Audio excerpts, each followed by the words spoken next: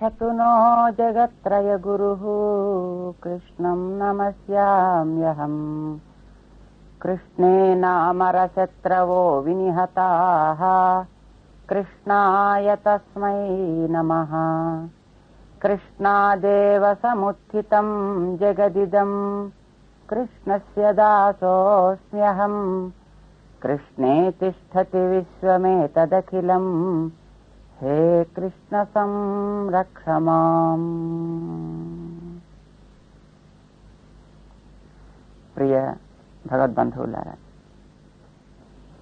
అన్నీ నాకే తెలుసును అనుకున్న వ్యక్తి ఎప్పుడు కూడా బాగుపడేటువంటి అవకాశం ఉండదు. చెప్పేది ఎవరైనా మంచి చెబితే విందాం ఆచరిద్దాం అనుకున్న వ్యక్తే ఎప్పుడైనా బాగుపడటానికి అవకాశం ఉంటుంది. కేవలం నాకే అన్ని తెలుసునైన దాంభిక ప్రవృత్తికి ప్రతీక దుర్యోధనుడు. అది రజోగుణ ప్రభావంలో ఏర్పడుతుంది. ఆ రకమైన ప్రవృత్తి కలిగిన వాడికి గురువని కానీ, తండ్రి అని కానీ, మిత్రుడని కానీ, హితకారి అని కానీ ఎవరిని తనేమి చూడ్డు. ఎవరు చెప్పిన మాట తను వినే ప్రయత్నం చేయనేసాడు. అందరికీ తను శాసించడం ప్రారంభిస్తాడు. అది మనిషి యొక్క పతనానికి కారణం అవుతుంది. కేవలం అతన్ని పతనం కావడానికే కాదు, బ్రతికి ఉన్నంత వరకు కూడా తనకు సుఖం లేకుండా చేస్తుంది అనేది భగవద్గీత మనకి నేర్పుతుంది. ఇది దుర్యోధనుడిని మనకి పరిచయం చేస్తూ తెలియజేస్తుంది.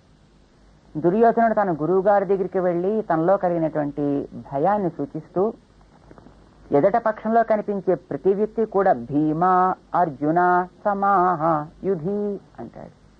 భీముడితోటి అర్జునుడితోటి సమానమైన బలం కలిగిన వాళ్ళు వీళ్ళంతా అన్నాడు. దానికి పాండవుల్లో ఆ రకమైన బలం ఉంటే ఉండొచ్చు, కానీ సామాన్యమైన సైన్యానికి అందరికి కూడా ఆ రకమైన బలం ఉందా? లేదు. కానీ అతనికి అలా ఉన్నట్టుగా అనిపిస్తోంది భయం చేత. ఎక్కడైనా ఏమైనా ఒక పాము ఉందేమో అని అనిపిస్తే నిజానికి అక్కడ లేకపోయినా, అక్కడ ఒక చిన్న గడ్డి కదిలినా, చిన్న గాలి గీచినా, ఏదైనా సప్పుడైనప్పటికీ అదిగో పాము అన్నట్టే అనిపిస్తూ ఉంటుంది కదా. భయానకమైనటువంటి మానసిక ప్రవృత్తి చేత ఇతనికి కూడా అట్లాగే అనిపిస్తోంది దుర్యోధనుడికి. ఇతనికి ఇద్దరి వలనే భయం. ఒకటి అర్జునుడు, ఎందుకంటే కర్ణుణ్ణి కానీ సుయోధనుడిని కానీ నేను లెక్క చేయను అనేటటువంటి ఒక ప్రవృత్తి, దానికి తగినటువంటి శక్తి కూడా కలిగిన వాడు కనుక అర్జునుడు. ఇక భీముడి యొక్క బలాన్ని చిన్నప్పటి నుంచి తను చూశాడు, విషం పెట్టి చూశాడు, మరో రకంగా చూశాడు, కానీ ఏది కూడా భీముడి మీద తమ ప్రభావాన్ని చూపలేకపోయాయి. అనేక సార్లు భీముడి చేత తను చావు దెబ్బలు తిని ఉన్నాడు కనుక అతని యొక్క పరాక్రమాన్ని గురించి తెలిసి ఉండడం చేత అతడంటే భయం. పైగా కౌరవుల్లో ఒక్కడిని కూడా మిగల్చకుండా అందరినీ కూడా పచ్చడి చేస్తానన్నాడు భీమసేనుడు. తన తొడ విరుస్తానన్నాడు భీమసేనుడు. దుశ్శాసనుడు వక్షం చీలుస్తానన్నాడు భీమసేనుడు. అందుకోసం భీముడంటే భయం. అర్జునుడికి ఉండేటటువంటి ధనుర్ధారిత్వ ప్రభావం చేత అర్జునుడంటే భయం. వాళ్ళిద్దరినీ చూసి పడేటువంటి భయం పాండవ సేనలో ఉండే ప్రతి వ్యక్తిని చూస్తేనూ భయం కలిగేట్టుగా చేసిందన్నమాట. అందుకే అతను అంటాడు, అత్ర సూరా మహేశ్వాస, అంతా కూడా చాలా గొప్ప విలుకాండ్రే, అంతా కూడా భీముడు అర్జునుడు అంత బలశాలులే. ఎందరున్నారు అట్లాంటి వాళ్ళు అంటూ సుమారు 23 తాను లెక్క పెట్టాడు పాండవ సేనలో. నిజమైనటువంటి వీరుడి యొక్క లక్షణం అది. ఏదైనా తన బలం ఎంత, పరాయి వాడి బలం ఎంత అనేది సక్రమంగా గుర్తించగలగడం అనేది బాగుపడగలిగినటువంటి నిజమైన ఒక యోధుడి యొక్క లక్షణం. ఆ రకంగా దుర్యోధనుడిలో ఎదటి పక్షంలో ఉండేటువంటి బలం కలిగిన వాళ్ళందరినీ కూడా బాగానే గుర్తిస్తున్నాడు అని మనకు అనిపిస్తుంది. అయితే ఎదటి వాడిలో ఉండే యోగ్యతని గుర్తించమంటే తనలో ఉండే యోగ్యతని మర్చిపోవడం, తన వాళ్లలో ఉండేటువంటి శక్తియుక్తులని కించపరచడమో చేయకూడదు కదా. లోకాన్నంతటినీ కూడా సక్రమంగా ప్రేమించాలి అంటే తన వాళ్ళని రోడ్ల పాలు చేసుకోమని కాదు కదా అర్థం. లోకంలో ఉండే స్త్రీలందరినీ కూడా తల్లి వలే భావించాలి, గౌరవించాలి అంటే తన ఇంట్లో ఉండేటటువంటి తన తల్లిని, తన ఇంట్లో ఉండేటువంటి తన యొక్క బంధువులని, భార్యని, పిల్లలని కూడా రోడ్ల పాలు చేయాలి అని అర్థం కాదు కదా. లోక ధర్మాన్ని కాపాడాలి అంటే తన ధర్మాన్ని వదులుకోవాలి అని అర్థం కాదు కదా. దీన్ని ముందర తను పాటించి తన వాళ్ళని తాను ముందర కాపాడుకుంటూ అప్పుడు లోకంలో వాళ్ళందరూ కూడా కావలసినటువంటి రక్షణ కల్పించాలి అని నియమం కదా. కానీ దుర్యోధనుడి దగ్గర మనకి అది కనిపించటంలా. ఎదటి సేనలో ఉండేటువంటి వీరులందరినీ సక్రమంగానే గుర్తించాడు, అంతవరకు మంచిది. కానీ తనలో ఉండేవారిని గుర్తించడం మారచిపోయాడు. పైగా తనలో ఉండే వారి శక్తిని కూడా కించపరిచేట్టుగా మాట్లాడతాడు. ఎదటి వాళ్ళలో ఉండేటువంటి శక్తిని కూడా బ్రహ్మాండంగా పొగిడేస్తాడు. ఎంతమందిని చెప్పాడో మనం ఒకసారి లెక్క పెట్టాలి, ఆశ్చర్యం వేస్తుంది. అంతా కూడా ఇలాంటి వారట. మొట్టమొదట యుయుధానో విరాటశ్చ ద్రుపదశ్చ మహారథః ధృష్టకేతు చేకితానః కాశీరాజశ్చ వీర్యవాన్ పురుజిత్ కుంతిభోజశ్చ శైవ్యశ్చ నరపుంగవః యుధామన్యుశ్చ విక్రాంతః ఉత్తమౌజాశ్చ వీర్యవాన్. 16 అయ్యారు. దాని తర్వాత సౌభద్రః అభిమన్యుడు, ద్రౌపదేయాశ్చ పాండవుల 5 వల్ల ద్రౌపదికి ఏర్పడ్డటువంటి 5 సంతానం ఉప పాండవులు అని వాళ్ళకి పేరు. వీళ్ళు 5, ఇంకా వాళ్ళు పాపం ఇంకా చిన్న చిన్న పిల్లలు. 14, 15, 16 ఏండ్ల వయస్సు కంటే పెద్ద ఎక్కువ వాళ్ళకేం లేదు, అంటే చాలా చిన్ని పిల్లలే. అయినప్పటికీ కూడా సౌభద్రః ద్రౌపదేయాశ్చ సర్వ ఏవ మహారథ, అంత మహారథులే అంటాడు. రథులని, అర్ధరథులని, మహారథులు అని రకరకాలైనటువంటి యోగ్యతలు. మహారథులంటే చాలా గొప్పవాడన్నమాట. అనేక సేనని ఒక్కడే ఎదుర్కోగలిగినటువంటి సామర్థ్యం కలిగిన వాడని అర్థం. ఇంతమంది అంతంత వాళ్ళు అవునో కాదో మనకి తెలియదు, కానీ అందరినీ ఆ లెక్కలోకే దుర్యోధనుడు చేర్చేశాడు తనలో ఉండేటటువంటి భయం యొక్క ప్రభావం చేత. ఆ రకంగా వాళ్ళందరినీ కూడా తను గుర్తించాడు అనంటే ఆనందమే కదా, పరాయి సేనను సక్రమంగా గుర్తిస్తున్నాడు అని. అయితే మరి తన సేనలో ఉండేటువంటి గొప్పవాళ్ళని కూడా గుర్తించడం దాంతోపాటు అవసరం కదా. తన వాళ్ళని ఎప్పుడు కూడా తను మానసికంగా కించపరచడం, వాళ్ళని దుఃఖపరచడం చేయకూడదు కదా. కానీ అది మరిచిపోయాడు తనలో ఉండేటటువంటి అహంకారం చేత. అస్మాకంతు, ఇక మన వాళ్ళని చూడండి గురువు గారు అంటున్నాడు. తనలో ఉండే అహంకారం ఒక్కటే కాదు, తనలో ఉండేటటువంటి ఆ దుష్ప్రవృత్తి గురువు గారిని కించపరచాలి. ఎంత మీ వల్లే జరిగింది సుమా అని గురువు గారిని ఎత్తి పొడవడం అన్నమాట. అస్మాకంతు విశిష్టాయే తాన్ నిబోధ ద్విజోత్తమ నాయకా మమ సైన్యస్య సంజ్ఞార్థం తాన్ బ్రవీమితే. హే ఆచార్య, సంజ్ఞార్థం ఎవరెవరు ఏమేమిటో అది తెలియడం కోసం అని చెప్పి తే బ్రవీమి, మీకోసం నేను చెప్తున్నాను. ఎవరిని గురించి?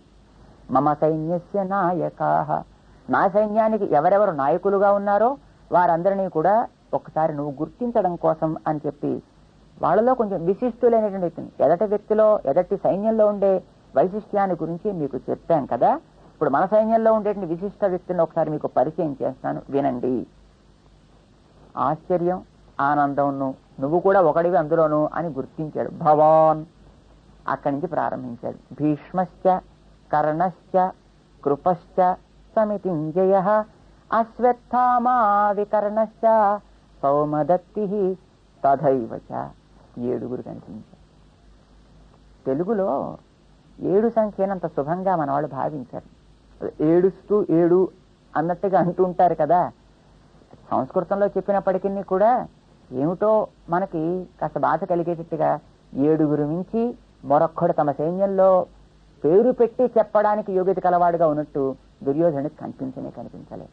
భవాన్ నువ్వొక్కడు, భీష్మశ్చ భీష్ముడొక్కడు, కర్ణశ్చ కర్ణుడొక్కడు, సమితింజయ కృపశ్చ మంచి చక్కగా యుద్ధం చేయడానికి యోగ్యత కలిగినటువంటి కృపాచార్యుల వారు ఒకరు, అశ్వత్థామ చిరంజీవి అతనొకడు, వికర్ణశ్చ వికర్ణుడొక్కడు, సౌమదత్తి అనేవాడు. తథైవచ అంతే. ఇంకెవరు లేరా తమ సైన్యంలో? ఎంతమంది ఉన్నారు? శల్యుల్లాంటి వాళ్ళు, పరాక్రమం కలిగిన వాళ్ళు. తనే కోరి కోరి పాండవుల దగ్గరికి అతను చేరతాను అని బయలుదేరితే మార్గ మధ్యంలో తనే అతన్ని ఆపి పాండవులు చేస్తున్నట్టుగా సత్కారం తను చేసి, అతను మంచి నిషాలో ఉండే సమయంలో ఇది దుర్యోధనుడికి సత్కారం అని తెలియచేసి తన పక్షంలో చేరిపోయేటట్టుగా మార్చుకున్నటువంటి వాళ్ళు కూడా ఇంకా చాలా మంది ఉన్నారే. కానీ వాళ్ళందరినీ కూడా అతను మరిచిపోయాడు.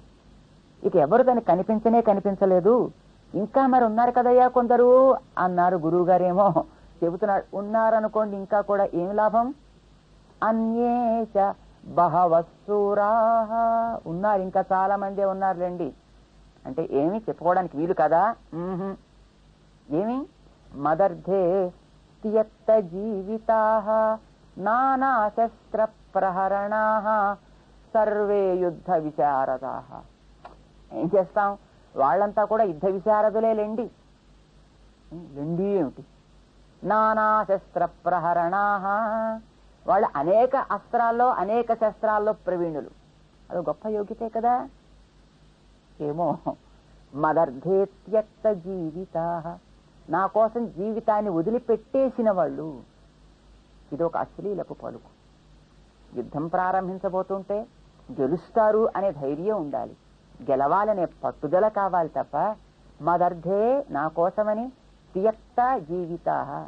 త్యక్త అంటే వదిలివేసిన అనర్థం. వదలడానికి సిద్ధంగా ఉన్నా అనవలసింది, కానీ వదిలిపెట్టిన జీవితం వీళ్ళందరిదీ అంటే వీళ్ళంతా శవాలు అన్నాడన్నమాట. ఇదంతా అశ్లీలమైన మాట. నిజానికి వాళ్ళంతా పాపం తన కోసం ప్రాణాలు వదలడానికి సిద్ధపడి వస్తే వీళ్ళంతా కూడా శవప్రాయులు అని లెక్క పెట్టేశాడు ఆయన. అంతేకాదు నానా శస్త్ర ప్రహరణులు అంటారు, అంటే అనేకాయుధాలు వేయ నేర్చిన వాళ్ళు అన్నాడు. అంటే అనేకాయుధాలు వేయ నేర్వడం కూడా ఒక అయోగ్యత, యోగ్యత. అది యోగ్యత కాబోలని దుర్యోధనుడి అభిప్రాయమా, మన అభిప్రాయం? కానీ అది నిజానికి ఒక గొప్ప యోగ్యత కానే కాదు. అనేక శస్త్రాలని ప్రయోగించడం కూడా ఒక రకమైనటువంటి అయోగ్యతే అంటారు. ఎలా అనే విషయాన్ని గురించి మనం తర్వాత తెలుసుకుందాం. రక్షతునో జగత్రయ గురు కృష్ణం నమస్యామ్యహం, కృష్ణే నామర శత్రవో వినిహతాః, కృష్ణాయ తస్మై నమః. కృష్ణాదేవ సముత్థితం జగదిదం, కృష్ణస్య దాసోస్మ్యహం, కృష్ణే తిష్ఠతి విశ్వమేతదఖిలం, హే కృష్ణ సంరక్ష మాం. ప్రియ భగవద్బంధువులారా, భగవద్గీత మానవుడి యొక్క జీవితానికి ఒక అద్దం లాంటిది. ఎవరు దాని ముందరికి వెళ్ళి నిలబడితే వారి వారి స్వరూపాన్ని వారికి నిరూపిస్తుంది. మసి కలిగిన ముఖాన్ని మసిగా చూపిస్తుంది, లేని ముఖాన్ని లేనట్టు చూపిస్తుంది. అయితే బాగు చేసుకోవడం చూసుకున్నవాడి యొక్క బాధ్యత, అద్దానికి బాధ్యత కాదు కదా. దాన్ని ఎదురుకుండా నిలబడ్డప్పుడు మన ముఖం మీద మసి కనిపిస్తే దాన్ని తుడుచుకుని మన ముఖాన్ని అందంగా మలుచుకోవాల్సిన బాధ్యత మనది. అందంగా ఉండేదాన్ని దాన్ని అలా పోషించుకోవాల్సిన బాధ్యత కూడా మనదే. అద్దం ఎప్పుడు కూడా ముఖానికి అందాన్ని ఇవ్వదు, లేని మసిని పట్టుకొచ్చి పూయదు, ఉన్నదాన్ని దాచదు కూడా. ఇది భగవద్గీత. దాన్ని ముందర మనం పెట్టుకుని అందులో మనం ఎక్కడ ఉంటామో అనేదాన్ని చూసుకుని మన్ని మనం జాగ్రత్తగా దోషాలను తొలగించుకుని అలంకరించుకోవడం మన కర్తవ్యం. సాధారణంగా లోకంలో అహంకారం కలిగినటువంటి వాళ్ళు అధికంగా కనిపిస్తారు. సంతృప్తి అనేది ఏ వ్యక్తికి మనకు కనిపించదు లోకంలో. ప్రతివాడికి మరింత కావాలి అని అనిపిస్తుంది. ఈ రకంగా అనిపించడం దోషం కాదు, కానీ అది భగవంతుడిని ఆశ్రయించి ఆ విధంగా పొందాలి అని కోరుకోవడం, భగవంతుడి యొక్క అనుగ్రహం చేత అట్లాంటివి పొందాలి అనుకోవడం శ్రేయస్కాముడి యొక్క కర్తవ్యం. భగవంతుడికి ఎదురు తిరిగి భగవంతుని మరిచిపోయి తను బాగుపడాలి అని కోరుకోవడం పాడైపోయేవాడి యొక్క లక్షణం. దీనికి ప్రతీక అర్జునుడు, దుర్యోధనుడు కూడా. అర్జునుడు తను రాజ్యాన్ని కోరుకున్నాడు, బాగుపడాలి అని కోరుకున్నాడు, కానీ కృష్ణుడిని ఆశ్రయించాడు, దాన్ని పొందాడు. కృష్ణుడికి ఎదురు తిరిగాడు, కృష్ణుడు చెప్పిన మాటని తిరస్కరించాడు దుర్యోధనుడు. తద్వారా తను నాశనం కావడమే కాక తన వాళ్ళందరినీ కూడా నాశనం అయ్యేట్టు చేశాడు. తన గురువుని అధిక్షేపించాడు. తనని నమ్ముకుని వచ్చి తనకి సహాయం చేద్దాం అని వచ్చినటువంటి వాళ్ళందరినీ కూడా అధోగతి పాలు చేశాడన్నమాట. వాళ్ళని అవమానపరుస్తూ చేశాడా దుర్యోధనుడు? అట్లా చేశాడు. అతడి మాటల్లో మనకి ఆ విషయం స్పష్టమవుతుంది. భగవద్గీత ఆరంభంలో దుర్యోధను యొక్క మాటలు మనకి వినిపిస్తాయి. ద్రోణాచార్యుల వారి యొక్క సన్నిధానానికి వెళ్ళాడు. ఎదట సైన్యాన్ని చూస్తున్నాడు, తన సైన్యాన్ని చూస్తున్నాడు. వాళ్ళ దగ్గర తన యొక్క విషయాన్ని, తన మనస్సుని ఆవిష్కరించడం ప్రారంభించాడు. అందులో ఎదటి వాళ్ళని 23 చూశాడు. వాళ్ళ గొప్పతనాన్ని చాటాడు. వాళ్ళంతా మహారథులని చెప్పాడు. తన వాళ్ళని చూపాడు. ఒక 7 చెప్పాడు. తన కోసం ప్రాణాలు వదిలివేశారు వాళ్ళంతా అని చెప్పాడు. బహుశా అది నిజమేనేమో అని మనకు అనిపిస్తుంది. ఎందుకంటే 11వ అధ్యాయంలో శ్రీకృష్ణుడు తన యొక్క విశ్వరూపాన్ని చూపించినప్పుడు అందులో ఈ కౌరవ పాండవులందరినీ కూడా చూపిస్తాడన్నమాట. వాళ్ళందరినీ చూపించినప్పుడు, అర్జున, వీళ్ళందరినీ ఈవేళ నువ్వు చంపేది ఏమిటయ్యా, మయైవైతే నిహతాహ పూర్వమేవ నిమిత్త మాత్రం భవ సవ్యసాచిన్ అని అంటాడనమాట. వీళ్ళంతా ఏనాడో నా చేత చంపబడ్డారు. మయైవైతే నిహతా పూర్వమేవ, ఎప్పుడో నేను చంపేశాను వీళ్ళందరినీ అన్నారు. మరి వీళ్ళంతా ఇక్కడ నిలబడున్నారే ఇంకాను అంటాడు అర్జునుడు. అవును, నీకు ఏదో ఒక కీర్తిని కట్టబెడదాం అని, మా ద్రౌపది యొక్క భర్తవే కనుక లోకం నిన్ను కీర్తిస్తే అది నాకు సంతోషం, మా ద్రౌపది ఆనందిస్తుంది కనుక అందుకోసం నువ్వేదో ఇలా బాణాలు వేస్తుంటే వాళ్ళు సంహరించబడేట్టుగా వాళ్ళందరినీ అట్టే పెట్టాను, దగ్ధ పటలముల వలే అంటారు. కాలిపోయిన బట్టని మనం చూస్తుంటే అది కూడా బట్టలా కనిపిస్తుంది. దాని మీద ఉండే అంకెలు కానీ అక్షరాలు కానీ చిరిగిపోవు, మడతలు చిరిగిపోవు, ముడితే మాత్రం ఏమీ ఉండదు. అలా వీళ్ళందరినీ అట్టే పెట్టానంట. ఎప్పుడు చేసావా పని నువ్వు అడిగాడు అర్జునుడు. ఏనాడైతే ద్రౌపది ఒంటి మీద వీళ్ళు చెయ్యవేశారో, ద్రౌపదిని సభలో అవమానపరచాలి అని అనుకున్నారో ఆనాడే వీళ్ళందరికీ నాశనం ఏర్పడ్డది. ఏనాడు ఒక స్త్రీని సభా మధ్యంలో వీరంతా కూడా ఘోరంగా అవమానపరిచే ప్రయత్నం చేశారో ఆనాడే ధ్వస్తా భవంతు ధార్తరాష్ట్రాహ సంకల్పం చేయడం అయిపోయింది. వీళ్ళంతా కూడా ఆవేళ సంహరించబడ్డారు.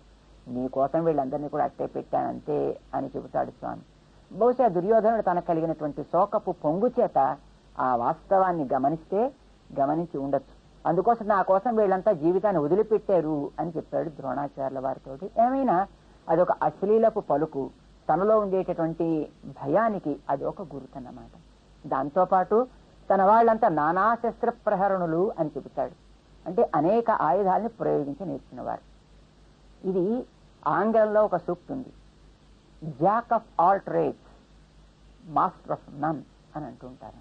అంటే అన్నింట్లోనూ తలోకాస్త వాడికి ప్రవేశం ఉంటుంది, కానీ అన్నిటి గురించి మాట్లాడగలడు, కానీ ఏది వాడికి స్పష్టంగా తెలియదు కదా. వాడిని మనం పెద్ద గొప్పవాడు లేదా ఏదైనా ఒక విషయంలో వాడిని పండితుడు అని మనం అనగలుగుతామా? అనడానికి అవకాశం లేదు. ఒక విషయంలో పాండిత్యం కలిగిన వాడు దానిలే తలస్పర్శ చేస్తాడు, దానిలో అడుగంటా దూరుతాడు, దాంట్లో ఉండే సారాన్ని బాగా గ్రహిస్తాడు, అందులో ఒక నిష్ణాత వాడు అవుతూ ఉంటాడనమాట. పాండవులంతా ఆ రకమైనటువంటి వాళ్ళు. ఒక్కొక్క ఆయుధాన్ని ప్రయోగించడంలో వారికి సాటి మరి లేనే లేరు అన్నమాట. అంటే వాడు ఏ ఆయుధాన్ని అయితే వాడిదిగా పట్టుకుంటాడో ఆ ఆయుధంతో వాడిని ఎవ్వరూ కూడా ఇక జయించలేరు, ఏ ఇతర ఆయుధంతో వాడిని జయించలేరు అన్నమాట. అంటే ఉదాహరణకి అర్జునుడు కనుక ధనస్సుని పట్టినట్టయితే ఇతరుడు కత్తితో వచ్చినా గదతో వచ్చినా ధనుసుతోటే వచ్చినా అతన్ని మరి జయించలేరు. అలాగే భీమసేనుడు గదని పడితే ఎదటి వ్యక్తి ధనస్సును పట్టి వచ్చినా అతన్ని జయించలేనంతగా గద ప్రయోగాన్ని నేర్చినవాడు భీముడు అన్నమాట. అలాగే నకులుడు ఖడ్గాన్ని పడితే అతన్ని జయించగలిగినవాడు మరెవడూ లేడు. అలాగే మన ధర్మరాజు శూలాన్ని కనుక అతను పట్టినట్టయితే అతన్ని జయించడానికి మరెవడికి శక్యం కానే కాదు. అంటే ఒక్కొక్క ఆయుధంలో వాళ్ళకి పరిపూర్ణమైనటువంటి ప్రావణ్యత ఉంది అన్నమాట. కనుక వాళ్ళు దాంట్లో ఒక నైపుణ్యాన్ని సాధించారు. కానీ మన వాళ్ళో అంటాడు దుర్యోధనుడు తన గురువు గారి వెళ్ళి, నానా శస్త్ర ప్రహరణ అన్ని మన వాళ్ళకి ధనుస్సు పట్టుకోవడం వచ్చును, ఖడ్గం పట్టుకోవడం వచ్చును, గద పట్టుకోవడం వచ్చును, కానీ ఏది పట్టుకున్నా అన్నిట్లోనూ సగం పాండిత్యమే తప్ప ఎందులోనూ పరిపూర్ణమైనటువంటి యోగ్యత మన వాళ్ళకి లేనేలేదు గురువు గారు అన్నట్టుగా చెబుతాడు.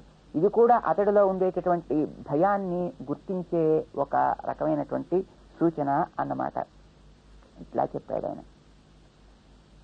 సర్వే యుద్ధ విశారదాహ, అంత బాగా యుద్ధం చేయ నేర్చిన వారే అని అనుకోండి, కానీ ఏం లాభం, ఇవన్నీ కూడా నాకు భయాన్ని కలిగిస్తున్నాయి అంటాడు తర్వాతి శ్లోకంలో. అపర్యాప్తం తత్ అస్మాకం బలం భీష్మాభిరక్షితం పర్యాప్తం త్విదమే తేషాం బలం భీమాభిరక్షితం. ఇందులో తెలుస్తుంది దుర్యోధనుడికి ఉండేటటువంటి భయం ఎంత గొప్పదో. అతను అంటాడు, అపర్యాప్తం తత్ అస్మాకం బలం భీష్మాభిరక్షితం. భీష్మాభిరక్షితం, భీష్ముడి చేత రక్షించబడుతోంది మన సైన్యం అంతా. కానీ ఇది తనకు దూరంగా ఉన్నట్టుగా అనిపిస్తోంది అతనికి. అంటే తన సైన్యం తనను ఏకాకిగా చేసి వదిలిపెట్టేసి వెళ్ళిపోతుందేమో అని అనిపిస్తోంది అతనికి. తత్ గురువు గారు ఇంతవరకు కొన్ని కారణాలు నేను చెప్పాను కదా, ఇవన్నీ కూడా ఒకసారి పరిశీలించి చూస్తుంటే అపర్యాప్తం అస్మాకం బలం, మన సైన్యం ఉందే ఇది మనని విజయం కలిగేట్టుగా నడిపించడం కోసం తగినది అని అనిపించటం లేదు, చేతకానిది అని అనిపిస్తోంది. రక్షించేవాడు భీష్ముడే అనుకోండి, సందేహం లేదు. భీష్ముడికి మృత్యు ఆయన చేతిలో ఉంది, సందేహం లేదు.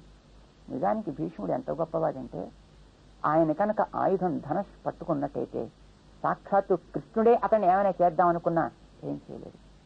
ఈ విషయం భీష్ముడే ఒకసారి చెబుతాడు. ఆయన ఒకనాడు భీష్ముడు చేసేటటువంటి తీవ్రమైనటువంటి యుద్ధం చూసి కోపం వచ్చి, అర్జునుడికి చేతకాని వాడు అయిపోతున్నాడే, ఆవేళ 11వ రోజు. ఇన్ని రోజులు యుద్ధం చేస్తూనే ఉన్నాడు, కానీ తన సైన్యం అంతా పోతోంది. ఎదటి సైన్యాన్ని భీష్ముడు అద్భుతంగా కాపాడుకుంటున్నాడు. ఆవేళ కృష్ణుడు కూడా కష్టం కలిగేట్టుగా యుద్ధం చేశాడు భీష్మ పితామహుడు. ఏం చెయ్యాలి? కృష్ణుడు కోపం వచ్చింది. ఒక్కసారి కళ్ళాలు వదిలిపెట్టాడు, చేత చక్రం పట్టాడు, భీష్ముడి మీద కుప్పించి ఒక్కసారి ఏడిచాడు. ఒక్కసారి దూకాడు ఆయన మీదకి. అప్పుడు అంటాడు భీష్మ పితామహుడు, హే కృష్ణ, చాలా సంతోషం అయ్యా, ఆయుధం పట్టనన్నవాడివి ఆయుధం పట్టావు, నా మీదకి ఎగిరావు. కానీ కృష్ణ, స్వనిగమమపహాయ, నీ ప్రతిజ్ఞను కూడా వదులుకుని నా మీదకి వచ్చావు, అంతవరకు సంతోషమే. కానీ నా చేతిలో ధనస్సు ఉండగా నువ్వు నన్నేమీ చేయలేవు కృష్ణ. ఒక మాట నీకు చెప్తాను, ఒక విజ్ఞాపన నేను చేస్తా.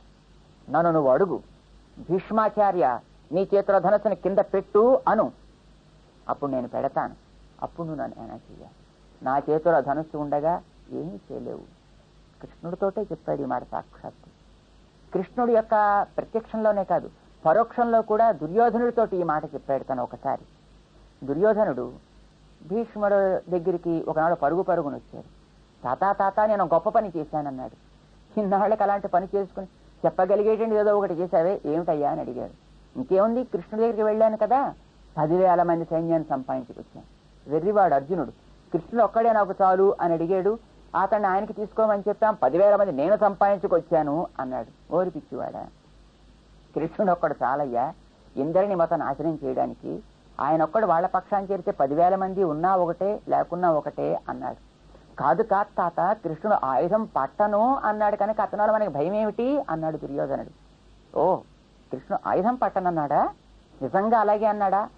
ఆయన ప్రామిస్ చేశాడు, నేను మాత్రం ఆయుధం పట్టను, ఉచిత సలహాలు ఇస్తా అన్నాడు. సలహాలు ఇవ్వడానికి మన దగ్గర వాళ్ళు చాలరు కనుకనా, అంచేత నాకు అక్కర్లేదన్నాను అన్నాడు దుర్యోధనుడు. పాపం తాతగారికి నవ్వు వచ్చింది, జాలి వేసింది దుర్యోధనుడి యొక్క అమాయకత్వాన్ని చూస్తే. అయితే నేనొక ప్రతిజ్ఞ చేస్తున్నాను అన్నాడు. ఏమిటా ప్రతిజ్ఞ? ఆయుధం పట్టనన్న కృష్ణుడి చేత ఆయుధం పట్టించి తీరుతాను అని నేను ప్రతిజ్ఞ చేస్తున్నాను ఈవేళ అన్నాడు. ఈయన ప్రతిజ్ఞ చేశాడు. వెళ్ళి చెప్పు కృష్ణుడితోటి.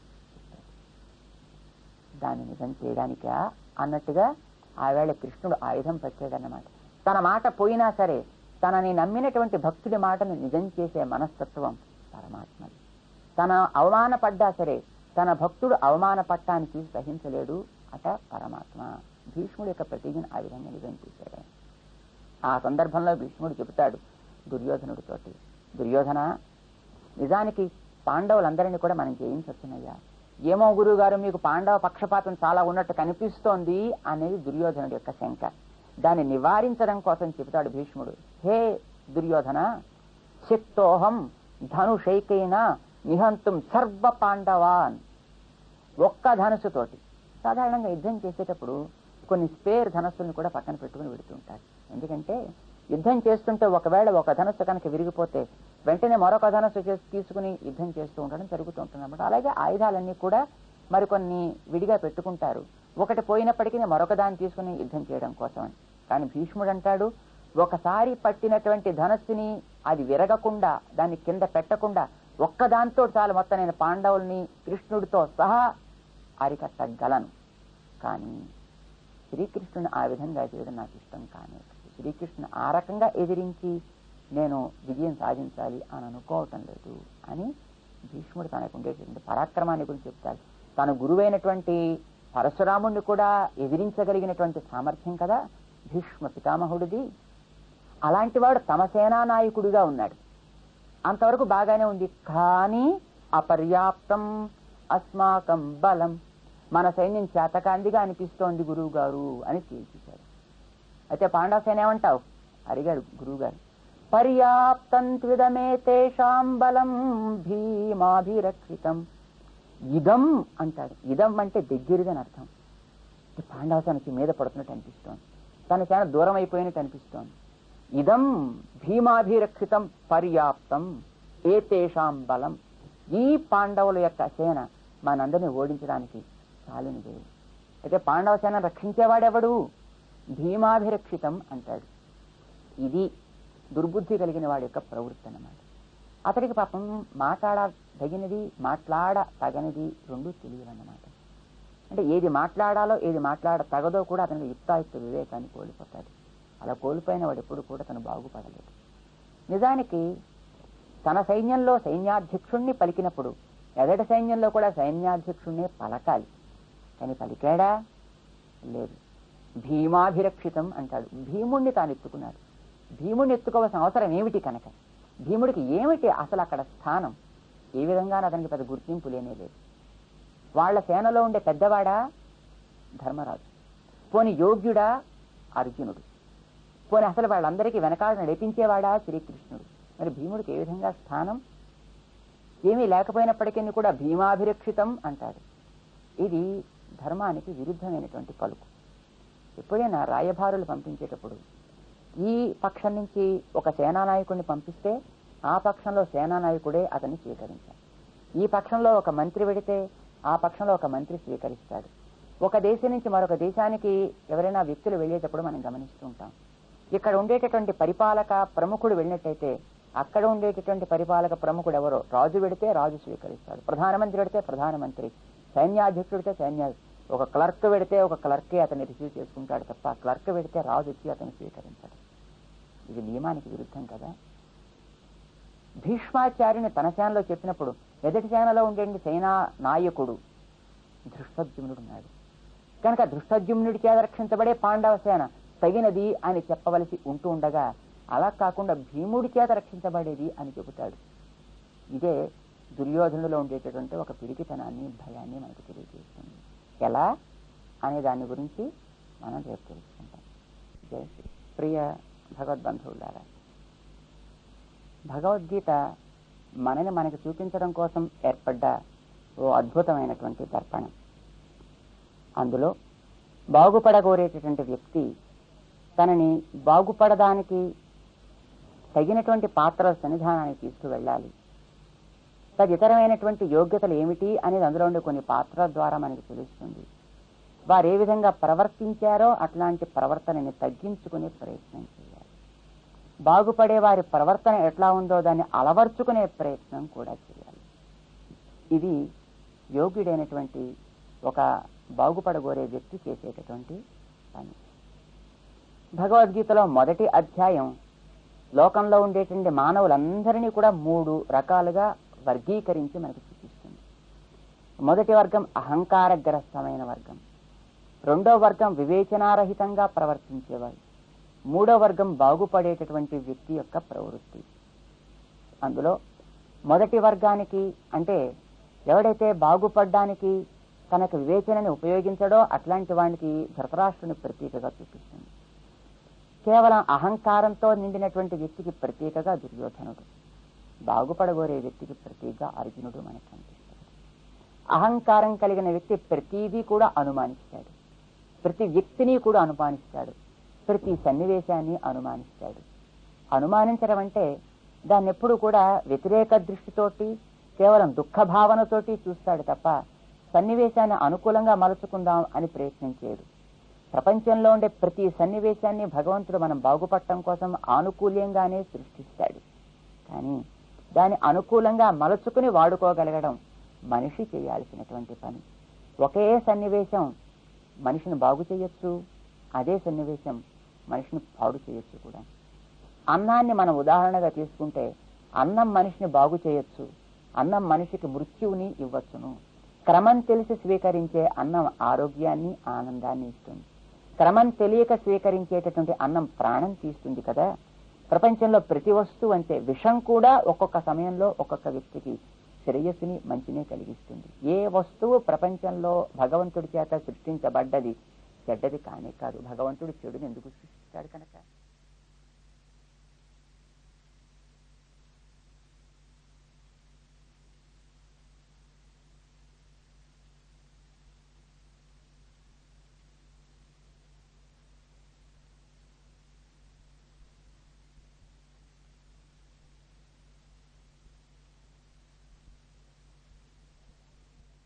అయితే వాడుకోవడం చేతకాక పాడు చేసుకుని వినాశాన్ని తెచ్చుకున్న వ్యక్తికి ప్రతీక దుర్యోధనుడు.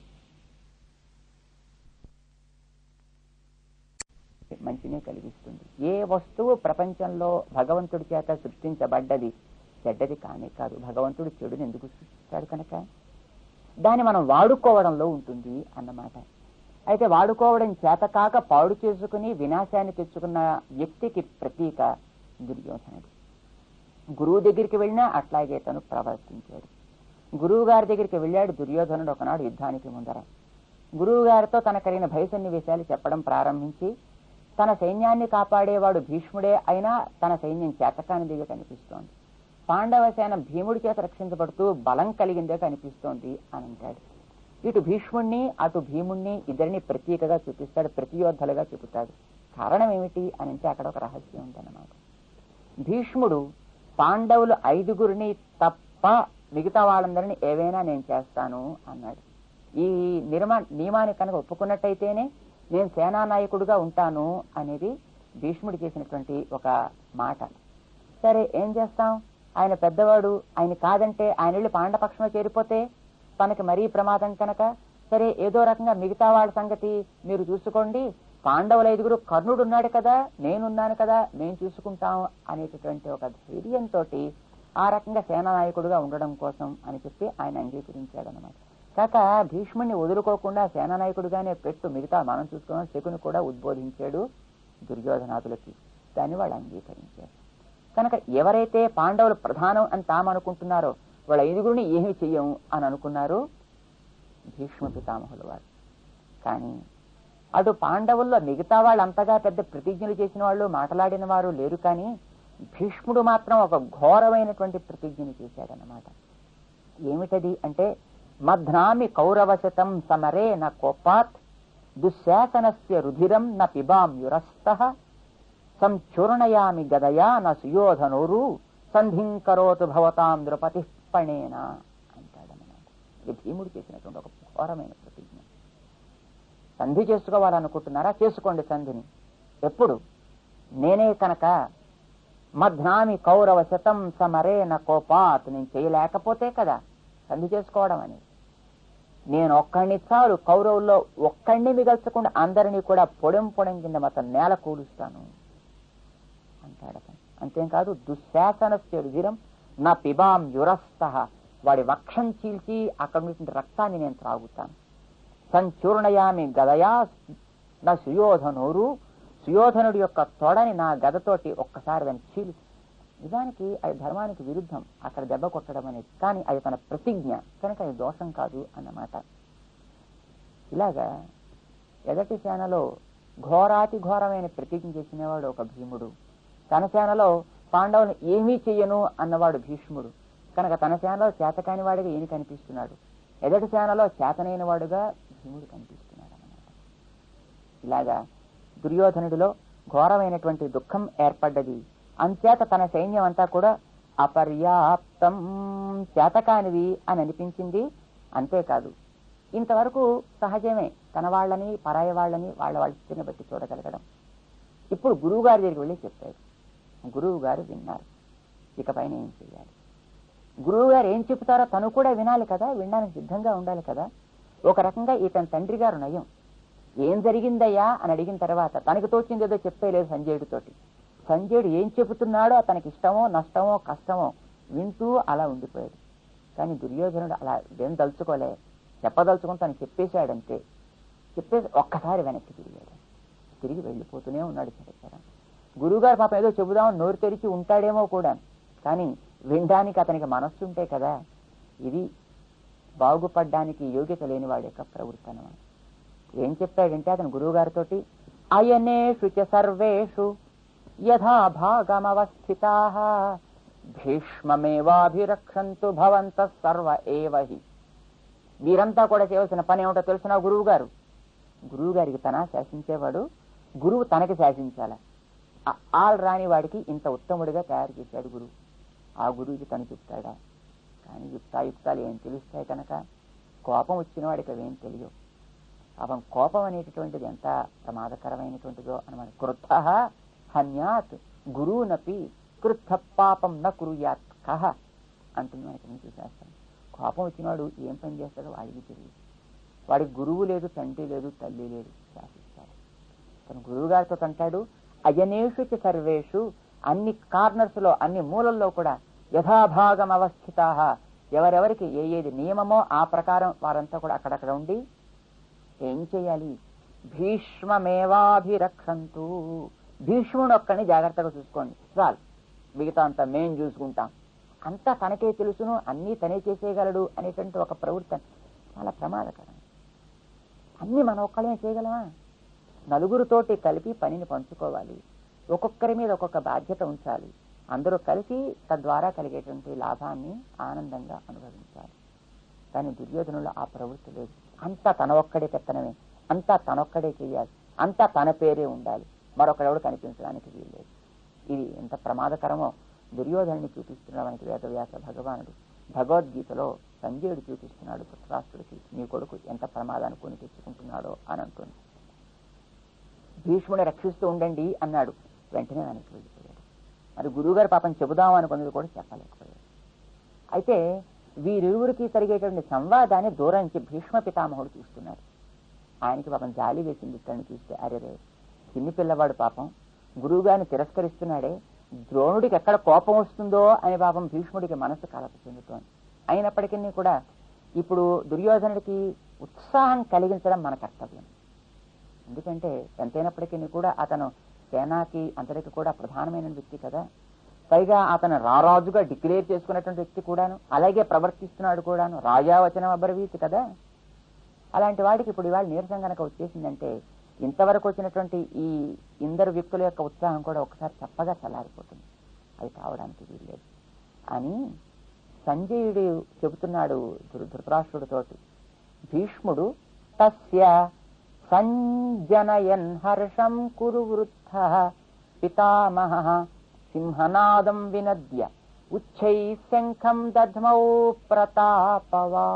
ప్రతాపవాన్. చాలా శక్తి కలిగినటువంటి ముసలివాడైనప్పటికీ కూడా అద్భుతమే అతనికి ఉండే శక్తి మన ఎవరికి లేనే లేదు. ఏం చేశాడు ఆయన? తస్య సంజనయన్ హర్షం, హర్షం ఆనందమును, తస్య ఆ నీరసించినటువంటి దుర్యోధనుడికి సంజనయన్ ఇప్పుడు పుట్టిస్తున్నాడు. అంటే అతనిలో ఉండేటువంటి మొత్తం ఉత్సాహం జవసత్వాలన్నీ కూడా శుభ్రంగా ఉడిగిపోయాయి. అసలు యుద్ధం ప్రారంభమే కాలే ఇంకాను, కానీ అప్పుడే నీరసించిపోయాడు పాపం మనవాడు. ఇక లాభం లేదు ఇట్లా ఉంటే అనిపించి సంజనయన్, అతడిలో ఈవేళ కొత్తగా ఒకసారి ఉత్సాహం పుట్టేటట్టుగా తను చేస్తున్నాడు. ఏ రకంగాను?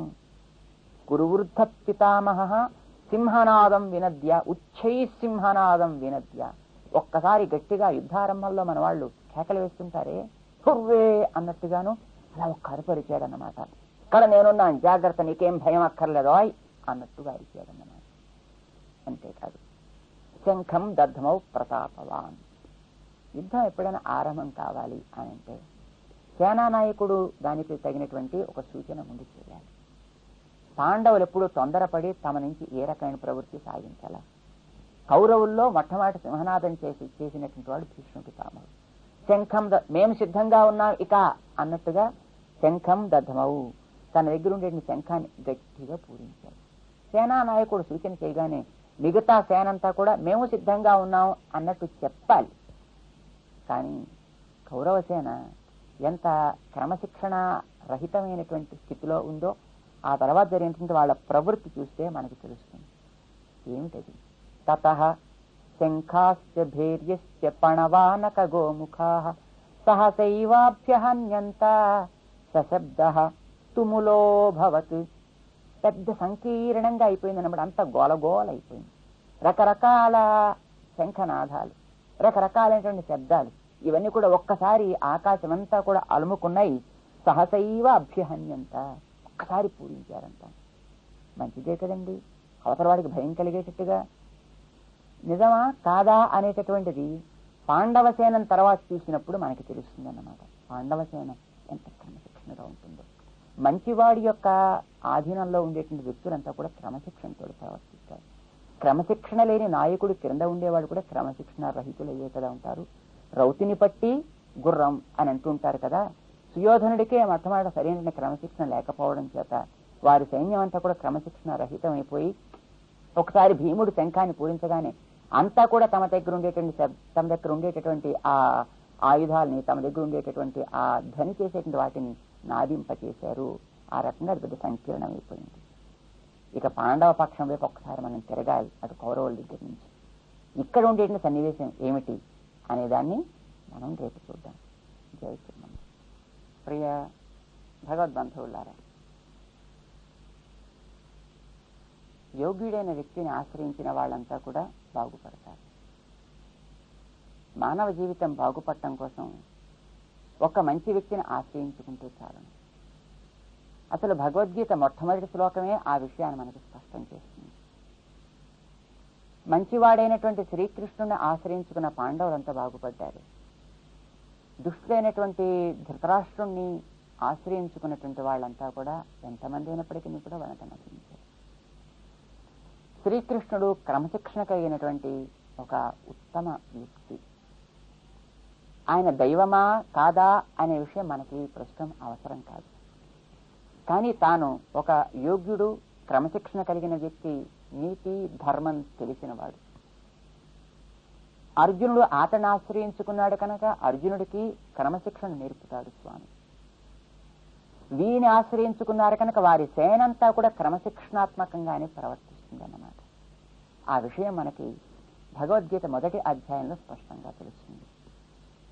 కౌరవ సేన అంతా కూడా శంఖనాదాల్ని పూరించారు. పెద్ద గోల అయిపోయింది అదంతా. కానీ పాండవ సేన ఒకసారి మనం తిరిగి చూస్తే ఇటు ప్రక్కన ఎంత క్రమశిక్షణ, అందమైనటువంటి వ్యూహాలు, ఎవరెవరు ఎక్కడెక్కడ నిలబడాలో వారక్కడక్కడ ఉన్నారు. అక్కడ ఉన్నాము అనేటట్టుగా ఎదుటి వ్యక్తికి తెలియచేయడం కూడా ఒక అవసరమే కదా. 10 మంది జనం ఒక చోట గుంపుగా చేరి ఉండడం కంటే ఉండేవారు 10గురే అయినప్పటికీ కూడా ఒక పంక్తులు తీరి కూర్చున్నట్టయితే చూడముచ్చటగా ఉంటుంది, అందరికీ ఆనందాన్ని కలిగిస్తుంది. ఎవరెవరు ఎక్కడ ఉన్నారో మనకి స్పష్టమవుతుంది. పాండవ సేన ఆ రకమైనటువంటి క్రమశిక్షణ కలిగినది అనే విషయం వారు శంఖాల్ని పూరించేటప్పుడు మనకి సుస్పష్టమవుతుంది. ఇటు ప్రక్కన ఇలా ఉండగా ఎదటి సేనలోంచి ఎప్పుడైతే మేం సిద్ధంగా ఉన్నాం యుద్ధానికి అంటూ శంఖనాదాలు వినిపించాయో మరి దానికి సమాధానం ఇవ్వాల్సినటువంటి బాధ్యత పాండవుల దగ్గర కూడా ఉంటుంది కదా. అందుకోసం వారు కూడా శంఖాల్ని పూరించడం ప్రారంభించారు. అయితే వారు ఎవరు పడితే వారు శంఖాన్ని పూరించారు. వారి సేనానాయకుడు ధృష్టద్యుమ్నుడు. కానీ అతను కూడా తనంతట తానుగా సేన నిర్వహణ చేస్తున్నాను అని ఎప్పుడు తను భావించలేదు. తమకందరికీ కూడా ప్రధానుడు శ్రీకృష్ణుడు కనుక ఆయన చేయాలి ఏ సూచన చేసినప్పటికీ కూడా. శ్రీకృష్ణుడు చేసినటువంటి సూచనకు అనుగుణంగా ప్రవర్తిస్తాడు అర్జునుడు. ఆ తర్వాత శ్రీకృష్ణుడు చెప్పిన దాన్నే పాటిస్తాడు ధర్మవ్యాధులు అందరూ కూడా. ఇది మనకి వారు శంఖాల్ని పూరించడంలో తెలుస్తుంది అన్నమాట. అక్కడ ఒక అద్భుతమైన రథం కనిపిస్తుంది మనకి. 4 గుర్రాలు, తెల్లటి గుర్రాలు పూంచబడ్డ ఒక అద్భుతమైనటువంటి రథం. ఆ రథంలో ఉన్నారు ఒక ఇద్దరు. ఒక ఆయనకి మాధవుడు అని పేరు, మరొక ఆయనకి పాండవుడు అని పేరు. వీరిరువురు కూడా దివ్యౌ శంఖౌ ప్రదధ్మతు, దివ్యములైనటువంటి శంఖములని పూరించిరి. ఇది మొట్టమొదట వినిపించింది కౌరవుడికి. వినిపించగానే ఒక భయం వేస్తోందన్నమాట. నిజానికి యుద్ధ పరాక్రమం కలిగినటువంటి వ్యక్తికి ఎదటి సేనలోంచి ఒక స్పందన కనిపిస్తే ఆనందం పెళ్ళుబకాలి. కానీ వీళ్లకు ఉండేటువంటి భయం చేత పాండవుల్లో కలిగే ప్రతి కదలిక కూడా దుఃఖాన్ని భయాన్ని పెంచేదిగా ఉన్నాయన్నమాట. ఎట్లా ఊదారు అంటే మనకి చెబుతున్నాడు సంజయుడు అక్కడ జరిగినటువంటి సన్నివేశాన్ని కూడా. పాంచజన్యం హృషీకేశ, శ్రీకృష్ణుడు మొట్టమొదటి శంఖాన్ని పూరించాడు. అతను ఒక అందమైన పేరు పెట్టాడు. ఈ పేరు చాలా ప్రధానం ఈ అధ్యాయానికి, మొదటి అధ్యాయానికి. హృషీకేశుడు పాంచజన్యమును పూరించెను. వీళ్ళ శంఖాలకి పేర్లు కూడా ఉన్నాయి. ఒక్కొక్కడు తమ తమ శంఖాలకి పేర్లు కూడా పెట్టుకుంటూ ఉంటారు. ఈనాడు కూడా మనం చూస్తుంటాం, కొంతమంది తమ వాహనాలకి పేర్లు పెట్టుకుంటారు, తమ ఇండ్లకి పేరు పెట్టుకుంటారు, తాము వాడే పెన్నులకి పేర్లు పెట్టుకుంటారు. వస్తువులకి ఆ వస్తువుల మీద ఉండే అభిమానిత పేర్లు పెట్టుకోవడం మనకందరికీ పరిచితమే కదా. అలాగే వీళ్ళకు కూడా వాళ్ళ వాళ్ళ శంఖాలకి పేర్లున్నాయి. కౌరవుల శంఖాలకు ఉన్నాయేలో మనకు అంత స్పష్టంగా తెలియదు, కానీ వీళ్ళు పెట్టుకున్నారు. ఎందుకు పెట్టుకున్నారో పైన చెప్పుకుందాం. పాంచజన్యమును శ్రీకృష్ణుడు పూరించెను. మిగతా వాళ్ళు కూడా వెంటనే పూరించాలి, కానీ మిగతా వాళ్ళంతా పూరించలేరు. దేవదత్తం ధనంజయ, ధనంజయుడు అర్జునుడు దేవదత్తమని అతని శంఖానికి పేరు. దాన్ని అతడు పూరించాడు. శ్రీకృష్ణుడు పూరించి నిలిపేటంత వరకు కూడా మిగతా వాళ్ళు ఎవరు పూరించలేదు. శ్రీకృష్ణుడు ఆపాక అర్జునుడు పూరించడం ప్రారంభించాడు. ఆయన పూరిస్తున్నప్పుడు మిగతా వాళ్ళు ఎవరు పూరించలేదు, వాళ్ళు ఆపారు. అర్జునుడు ఆపిన తర్వాత అప్పుడు యుధిష్ఠిరుడు అంటే ధర్మరాజు తన శంఖాన్ని పూరిస్తున్నాడు. ఏమిటి ఆయన శంఖానికి పేరు? అనంత విజయం అని పేరు. అయితే పాపం ధర్మరాజు కొంచెం సాత్వికుడు. అతి సాత్వికతో ఏమిటో, మరీ మంచితనం ఏమిటో, అంత తొందరపడ్డా ఆయన ఎప్పుడు కూడా. కానీ అర్జునుడు పూరించి ఆపిన వెంటనే అందుకున్నాడు భీమసేనుడు.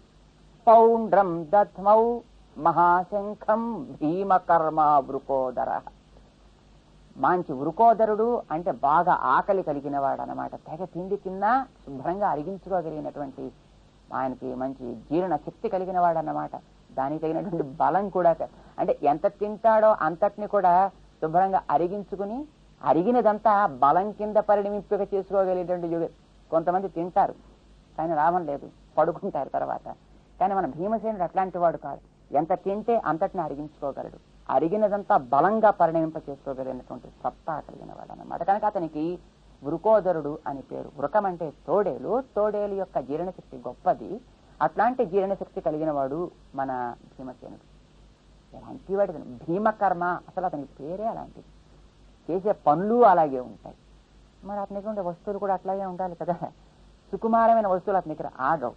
ఇటు మొండి వ్యక్తి కనుక ఉండే ప్రతి వస్తువు కూడా అంత మొండిగానే ఉండాలి. కనుక ఆ మొండితనం అతనికి ఎంత గట్టిదో చూపించడానికి ఆయన శంఖానికి పెట్టే పేరు కూడా పౌండ్రం. అసలు పేరు ఉంటేనే మనకు కొంచెం భయం కలిగిస్తూ, అంటే దాని ధ్వని కూడా అంత అందంగానే ఉంటుంది అని అర్థం అన్నమాట. అతడి ప్రవృత్తి అతని శంఖం ద్వారా మనకు తెలుస్తూ ఉంటుంది. దాని తర్వాత ఆయన దాన్ని పూరించి ఆపేంత వరకు మిగతా వాళ్ళు ఎవరు పూరించారు. అది ఆగిన తర్వాత నకుల సహదేవశ్చ సుఘోష మణిపుష్పకౌ. సుఘోషమణి నకులుడి యొక్క శంఖానికి పేరు. మణిపుష్పకమని సహదేవుడి యొక్క శంఖానికి పేరు. సహదేవుడు చిన్న పిల్లవాడు కదా, అందరికంటేనూ కొంచెం విలాసవంతమైనటువంటి అలవాట్లు కూడా అతనికి ఉంటాయి. అందుకోసమని అతని శంఖానికి చివర ఒక అందమైనటువంటి ముత్యాల గుర్తు కూడా తను పెట్టుకుని ఉంటుంటాడు. దాన్ని అతను పూరించాడు. ఆయా ఆయా శంఖాన్ని పూరిస్తుంటే వాళ్ళ యోగ్యత కూడా మనకి తెలుస్తుంది అన్నమాట. ఎట్లా తెలుస్తోంది శంఖాల వల్ల అనేది ఆ శంఖానికి పెట్టిన పేర్లని బట్టి మనకి తెలుస్తోంది. కృష్ణుడి యొక్క శంఖానికి పాంచజన్యం అని పేరు. అంటే పంచజనుడు అని ఒక చాలా బలం కలిగినటువంటి రాక్షసుడు. కృష్ణుడు ఒక్కడే అతన్ని చంపి అతడికుండేటి వెన్నెముకతోటి తన శంఖాన్ని తయారు చేసుకున్నాడు. అంటే ఆ పాంచజన్యం పేరు చెప్పగానే దాన్ని పూరించిన వాడి యొక్క బలం ఎంతటిది అని తెలుస్తుంది అన్నమాట. ఒక్కొక్క శంఖానికి ఒక్కొక్క రకమైనటువంటి ధ్వని విశేషం ఉంటుంది. సాధారణంగా ఇండ్లలో చిన్నపిల్లలకి తమ పెద్దలు వచ్చేటప్పుడు వాళ్ళ చేసేటువంటి ధ్వనులు తెలుస్తాయి. టక్ టక్ టక్ అని కొడితే మా నాన్నగారు వచ్చినట్టున్నారే అని అంటూ ఉంటారు పిల్లలు. ఆ ధ్వని వాళ్లే అలా చేస్తుంటారని ఒక గుర్తు వాళ్ళకి తెలుస్తూ ఉంటుంది అన్నమాట. అలాగే ఒక్కొక్క హారం ఒక్కొక్క రకంగా మోగించగానే ఇది ఫలానా వాళ్ళ కారు అని మనకు తెలిసిపోతూ ఉంటుంది. శంఖాల్లో కూడా అట్లాగే ఈయన్ని పూజించగానే ఇది శ్రీపాంచజన్య శంఖం అనేది గుర్తించడానికి యోగ్యత ఉంటుందన్నమాట. ఆ శంఖ నాదాన్ని వినగానే ఇది ఫలానా వాడంటే వాడి యొక్క బలం కూడా ఒక్కసారి ఎదట వాళ్ళందరికీ కూడా గోచరం అవుతుందన్నమాట.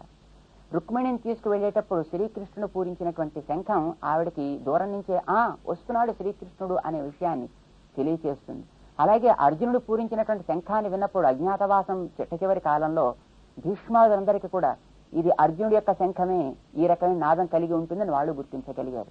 అంటే శంఖాల యొక్క నాదం ఆ వ్యక్తి యొక్క బలాన్ని, ఆ వ్యక్తి చేసినటువంటి ఘన కార్యాలని కూడా తెలియచేసి ఎదట వ్యక్తుల్లో అతడి విషయంలో ఉండేటటువంటి ఒక భావాన్ని కొంచెం పైకి తీసుకొస్తుంది అన్నమాట. వీళ్ళందరికీ భయం కదా, ఇంకా పాండవులు ఒక్కొక్క శంఖాన్ని పూరిస్తుంటే ఎదట వేళ్ల వ్యక్తుల్లో నేను ఇక్కడున్నాను జాగ్రత్త, నేను ఇక్కడున్నాను జాగ్రత్త, నేను ఇక్కడున్నాను జాగ్రత్త, నా బలం ఇది అనేది అవతల వాళ్ళకి ఒకసారి భయాన్ని మళ్ళీ రేకెత్తిస్తోంది అన్నమాట కౌరవులందరూ. అందుకోసమనే ఒక్కసారిగా అందరూ ఊదేటల్లే, ఒక్కొక్కరు ఊది ఆపాక మరొకరు ఊతున్నారంటే ఆ భయం అట్లాగా మరింత వాళ్ళు పెంచుతున్నారన్నమాట. ఇది కూడా ఒక ఎదట వాళ్ళలో ఉండేటటువంటి స్థితిని గమనించినటువంటి ప్రతి యోధ చేయవలసినటువంటి ఒక పని. ఇది అర్జునుడు ఊదాడు. దేవదత్తం అని దానికి పేరు. దేవదత్తం అంటే దేవతల చేత ఇవ్వబడ్డ శంఖము అని దానికి పేరు. ఇది అర్జునుడు ఒక్కడు ఉండి సాక్షాత్తు ఇంద్రుడే వచ్చినప్పటికీ కూడా ఇంద్రుణ్ణి ఆపి ఖాండవవనం దహనం అయ్యేట్టుగా తను ఒకనాడు చేశాడు. ఆ ఖాండవనం దహించబడ్డ తరువాత ఆనందించినటువంటి అగ్నిహోత్రుడు ఇంద్రుడు కూడా సంతోషించి అర్జునుడికి ఈ గాంధీవం అనేటటువంటి ధనస్సుని, దేవదత్తం అనేటువంటి శంఖాన్ని, వారు ఇప్పుడు యుద్ధం చేస్తుండడానికి ఉపయోగించేటటువంటి ఈ రథాన్ని కూడా వాళ్ళకి ఇవ్వడం జరిగిందన్నమాట. ఆ రకంగా అర్జునుడి యొక్క పరాక్రమం ఆ శంఖపు ధ్వనిలోంచి తెలుస్తూ ఉంటుందన్నమాట. సరే, భీముడి యొక్క శంఖం పౌండ్రం భయంకరమైనది. మిగతా వారికి ఉండే అనంత విజయమని మన యుధిష్ఠిరుడి యొక్క శంఖానికి పేరు. అనంత విజయం అంటే అతడు శంఖాన్ని పూరించి యుద్ధం ప్రారంభిస్తే అపజయం అనేటువంటి ఎప్పుడు లేనే లేదన్నమాట. అనంతమైన విజయములను కలిగించేది అని ఆ శంఖానికి పేరు. ఇది ఫలానా వాడు ఊతున్నాడు, ఓ వాడెక్కడున్నాడా, వీడిక్కడున్నాడా, ఇతడు ఎక్కడున్నాడా అంటూ పాండవుల 5గురు విడివిడిగా వాళ్ళ శంఖాల్ని పూరించడం చేత వాళ్ళ యొక్క స్థానాలు, వాళ్ళ యొక్క ఉనికి కౌరవులకి కనిపించి అమ్మో అమ్మో అని భయం వేస్తోంది. ఇంతసేపు సాగుతూ ఉండడం కూడా భయానికి ఒక కారణం అన్నమాట. వీళ్లతోటే ఆగలేదది. పాండవులు ప్రధానులు 5గురు కనుక వాళ్ళు పూరించి ఆపిన వెంటనే కాశ్యశ్చ పరమేశ్వాస, మంచి విలుకాడైనటువంటి కాశ్యుడు అనేవాడు, మహారథుడైనటువంటి శిఖండి, ధృష్టద్యుమ్నుడు అంటే సేనానాయకుడు అప్పటికి ఊదాడు. అలాగే విరాటుడు, సాత్యకి, ఓడిమి అనేటటువంటి లేని వ్యక్తి, ద్రుపదుడు, అలాగే ద్రౌపది యొక్క కుమారుడైనటువంటి అభిమన్యు, మిగిలినటువంటి 5గురు కూడాను, సర్వత పృథ్వీపతే సౌభద్రస్య అభిమన్యు కూడా శంఖాన్ దధ్ముహు పృథక్ పృథక్. ఇది మనకి ప్రధానమైనటువంటి పదం. పృథక్ పృథక్, వేరువేరుగా వీరంతా శంఖములను ఊదిరి అని అంటారు. ఇది భయాన్ని కలిగిస్తుంది. భయాన్ని కలిగించడమే కాదు, మీలో క్రమశిక్షణ లేదర్రా, మాలో క్రమశిక్షణ చూడండి అనేదాన్ని కూడా ఎదటి వ్యక్తికి చూపిస్తోంది అన్నమాట. ఇలాగా పాండవుల యొక్క క్రమశిక్షణ కలిగి ఉండేటువంటి ప్రవృత్తి వాళ్ళు ఆశ్రయించుకున్నటువంటి శ్రీకృష్ణుని యొక్క ప్రభావం చేత ఏర్పడ్డది. అలాంటి వాడిని తమవాడిగా చేసుకున్నారు. కానీ అలాంటి కృష్ణుణ్ణే శత్రు స్థానంలో పెట్టుకుని అతడు చెప్పినటువంటి ఉపదేశాన్ని వినకుండా తమ హాని కలిగించుకున్నారు కౌరవులు. ఇది మనిషికి శ్రేయస్సు కాదు అని తెలియచేస్తుంది మనకి ఈ సన్నివేశం భగవద్గీతలో. దాని తర్వాత ఇలా వాళ్ళు వేరువేరుగా ఊదడంలో ఎదట వ్యక్తులకి మరో రకమైన భావం కూడా కలుగుతోంది. అదేమిటి అనే దాన్ని రేపు తెలుసుకుందాం. జై శ్రీమన్నారాయణ. ప్రియ భగవద్బంధువులారా, దీపావళి లాంటి పండగలు వచ్చినప్పుడు అంతా రకరకాల బాణాసంచా కొనుక్కుంటారు. ఆ బాణాసంచాని కొందరు పిల్లలు అతి ఉత్సాహం చేత ఒక్కసారిగా అన్నీ కాల్ చేసుకుంటూ ఉంటారు. కానీ కొందరు తెలివైనటువంటి పిల్లలు మిగతా వాళ్ళంతా కాల్చుకునేటప్పుడు చూస్తూ ఉంటారు. వాళ్ళు కాల్చుకోవడం పూర్తయిపోయిన తర్వాత వీళ్ళు ఒక్కొక్కటి తీసి కాలుస్తూ ఉంటారు. ఇది ఆ చూసే మిగతా వాళ్ళందరికీ కాల్ చేసుకుని అన్ని ఖాళీ చేసేసుకున్న వాళ్ళకి మనసులో ఉడుకుమోత్తనం పెరుగుతూ ఉంటుంది అన్నమాట. అయ్యయ్యో మేము కూడా అట్టే పెట్టుకుండాల్సిందే అని అనిపిస్తుంది. పాపం కొందరు అమాయకంగా అన్నీ ఒక్కచోట పెట్టి కాల్ చేస్తుంటారు. కానీ కొంతమంది తమ దగ్గర ఉండేవి కొద్దిగా అయినప్పటికీ ఒక్కొక్క టపాసు పేలుస్తుంటే ఆవల వ్యక్తులకి కొంచెం మనసులో ఒక రకమైనటువంటి దుఃఖము, బాధ కలుగుతుంటాయి. వాళ్ళు ఏడిపిద్దామని వీళ్ళు అలాంటి పని చేస్తుంటారన్నమాట. రకరకాల తినే పదార్థాలు ఉంటేప్పుడు చేతకాని కొంతమంది ఆర్తితోటి అన్నీ ఒకసారి నోట్లో పోసేసుకుంటారు, తినేద్దామని ఆర్తితోటి. తినడం చేత కాకపోతూ ఉంటుంది. కానీ కొంతమంది ఒక్కొక్క దాన్ని తీస్తూ, దాని రుచి చూస్తూ, దాని స్వభావం చెబుతూ, ఆనందంగా రసిస్తూ తినేటటువంటి వాళ్ళు కూడా ఉంటారు. ఎదుట వాడిని ఏడిపించడానికో తాను ఆనందించడానికో. పాండవుల్లో కూడా ఆ రకమైనటువంటి యుద్ధ నైపుణ్యం ఒకటి వాళ్ళల్లో ఉంది. యుద్ధంలో ఎదటవాడికి తన శక్తిని, పరాక్రమాన్ని చూపించి వాడిని ఓడించడం మాత్రమే కాకుండా తనకుండేటటువంటి యుక్తి చేత ఎదట వాడిని బలహీనుణ్ణి చేయడం కూడా ఒక క్రమం. ఇది పాండవులకి సక్రమంగా తెలుసు, క్రమశిక్షణ కలిగిన వాళ్ళు కనుక. అందుకే వాళ్ళు ఒక్కసారిగా శంఖనాదాలు చేసేయకుండా ఒక్కొక్కరు చేస్తుంటే అది మొదట శ్రీకృష్ణుడు ప్రారంభించినప్పటి పాంచజన్య శంఖనాదంతో ప్రారంభిస్తే చిట్ట చివరి శంఖనాదం దాకా ఎంతసేపు పట్టిందో అంతసేపు ఆగకుండా ఈ శంఖనాదం వస్తూనే ఉంది. అంటే అంతసేపు అలా వింటుండేటువంటి కౌరవులకి గుండె ఎంత అదిరిపోతుందో అన్నమాట. భయం కలుగుతోంది వాళ్ళందరికీ కూడా. ఈ విషయాన్ని సంజయుడు వెంటనే మన ధృతరాష్ట్రుడితో చెప్పాడు. ఆయన అంటాడు, సఘోషః ధార్తరాష్ట్రాణాం హృదయాని వ్యదారయత్. హే ధృతరాష్ట్ర, సఘోషః, ఆ పాండవులు ఊదినటువంటి శంఖముల యొక్క నాదం ఉన్నదే ఏం చేసింది? అది ధార్తరాష్ట్రాణం, నీ కొడుకుల యొక్క, ధృతరాష్ట్రుడి కుమారులైనటువంటి కౌరవులందరి యొక్క కూడా హృదయాన్ని వ్యదారయత్, గుండెలని కూడా ముక్కలు ముక్కలు అయ్యేట్టుగా చేసేసింది. అయిపోయింది ఇంక నీ కొడుకుల పని చెప్పేశాడు అప్పుడే. కానీ ధృతరాష్ట్రుడు గుడ్డివాడు కదా, అర్థం చేసుకునే ప్రయత్నం చేయలే, దానికి తగినట్టుగా స్పందించేటటువంటి ప్రయత్నం తను చేయలే. ఇంకా అలాగే పాప వింటూనే ఉండిపోయాడు అన్నమాట. ఆయన చెప్పాడు, నభశ్చ పృథివీంచైవ తుములోప్యనునాదయన్. పెద్ద ధ్వని అది, భూమి ఆకాశాలన్నింటినీ కూడా దద్దరిల్ల చేస్తూ నీ కొడుకులందరినీ కూడా బాధ పెట్టేసింది. అంత పెద్ద ధ్వని చేసిందా? మరి అంత పెద్ద ధ్వని చేస్తే ఇటు పాండవులు కూడా భయపడాల్సిందే కదా కౌరవులతో పాటు. అంటే అది తమాషా. ఏదైనా ఒక వస్తువు ప్రేమించిన వాడికి ఆనందాన్ని ఇస్తుంది, కానీ అదే ప్రేమించని వ్యక్తికి దాన్ని చూస్తే బాధ వేస్తుంది. అది ఏదైనా ఒక పుస్తకమో, ఒక కలమో, కాగితమో అనుకుందాం. నేను ప్రేమించిన వ్యక్తి వాడినటువంటి కలం అయితే, ఓ పుస్తకం అయితే, ఆ వస్తువుని చూసినప్పుడు నాకు ప్రేమ మరింత పెరుగుతుంది. నేను ప్రేమించిన వ్యక్తి నాకు జ్ఞాపకం వస్తాడు, అతడి స్మృతులన్నీ జ్ఞాపకం వస్తాయి. ఆ పుస్తకాన్ని ఎప్పుడు కూడా నేను హృదయంలో దాచుకుంటాను. కానీ అదే ఆ వ్యక్తి అంటే పడని వాడు ఉంటాడే, వాడికి ఇదే పుస్తకాన్ని చూస్తే వాడికి లోపల అలా మరుగుతూ ఉంటుందన్నమాట. ఆ పుస్తకాన్ని చీల్చేద్దాం అనిపిస్తుంది, అని చింపేద్దాం, కాల్చేద్దాం అనిపిస్తుంది. పుస్తకం ఏం చేసింది? అదేం మాట్లాడదు, ఏం పనిచేయదు, స్పందించదు. కానీ తనకిష్టం లేని వ్యక్తిది అని అనగానే దాన్ని చూస్తుంటే అది వచ్చి మీద పడుతున్నట్టు, కొడుతున్నట్టు, తను పీకుతున్నట్టు, రొక్కుతున్నట్టు, ఇలాంటి భావాన్ని కలుగుతాయన్నమాట వ్యక్తి మీద ఉండేటువంటి అయిష్టత చేత. అలానే పాండవులందరికీ కూడా శ్రీకృష్ణ శంఖనాదంతో ప్రారంభమైనటువంటి మిగతా శంఖములన్నిటి యొక్క నాదము కూడా తమ వాళ్ళు ఊదుతూ ఉండేటువంటిది కావడం చేత వాళ్ళకి ఎంతో శ్రావ్యంగా, ఆనందంగా, వాళ్ళలో ఉండేటటువంటి ఉత్తేజాన్ని మరింత పెంపొందించేట్టుగా వాళ్ళకి వినిపించింది అనమాట. వాళ్ళు హాయిగా విన్నారు.